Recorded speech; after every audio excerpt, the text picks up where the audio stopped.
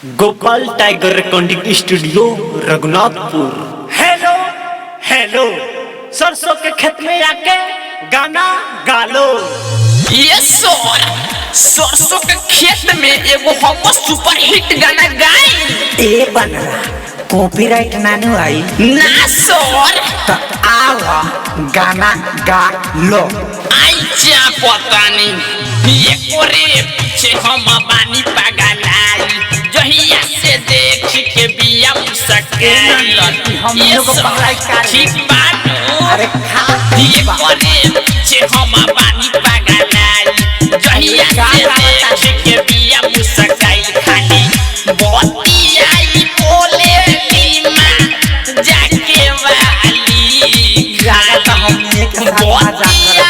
बोले नीमा जाके वाली दिला वाले सर एक मिनट दिला वाले कोई पियर की फरक वाली बंद कर हमार गोपाल टाइगर भैया के रिकॉर्डिंग स्टूडियो के कॉपीराइट ला दे रहा। गाना बंद कर पियर की फराक वाली, अब बंद कर पियर की फराक वाली। मार्केट क्रिकेट पियर की फराक वाली, मार्केट क्रिकेट पियर की फराक वाली। सुन गोपाल टाइगर गरीब के रखवाला, जेने घूमे ये हाला सुनाला।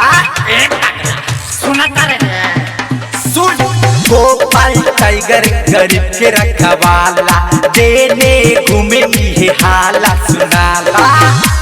टाइगर गोपाल सबके इहे कहेला,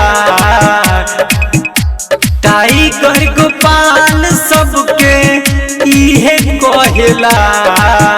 अब बंद कर, अब बंद कर, अब बंद कर पियर की फराक वाली। गाना बंद कर पियर की फराक वाली, अब गिर गई पियर की फराक वाली। गाना के चलते पूरा पियर कपड़ा छोड़ा तारे ससुरा। पियर कपड़ा पहन के कौनो रोड पे जाब चलेला, लइका सब पियरे पियरे देख के गाना गावेला। ए नंदन मुंह का देखो तारे लतियावा करे के। पियर कपड़ा पहन के कौनो रोड पे जाब चलेला, लइका सब पियरे पियरे देख के गाना गावेला। खाली गावता के गाना सब माँ जाके वाला, खाली गावता के गाना सब माँ जाके वाला। अब बंद कर, अब बंद कर, अब बंद कर पियर की फराक वाली, अब बंद कर पियर की फराक वाली, अब बंद कर पियर की फराक वाली। ये भैया हाथ जोड़तानी पियर की फराक वाली कौन करी ना मानन लोग। ये नंदन लतिया